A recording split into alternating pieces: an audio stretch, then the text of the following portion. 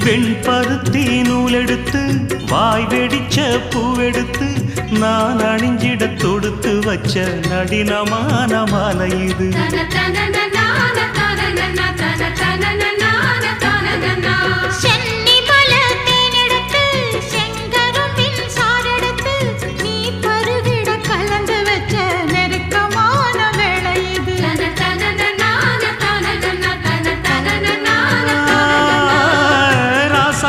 உடம்பிருக்கும் ரவிக்க துணி நானாக அன்னாடம் சூடி கொள்ள ஆசை வச்சாகாதா.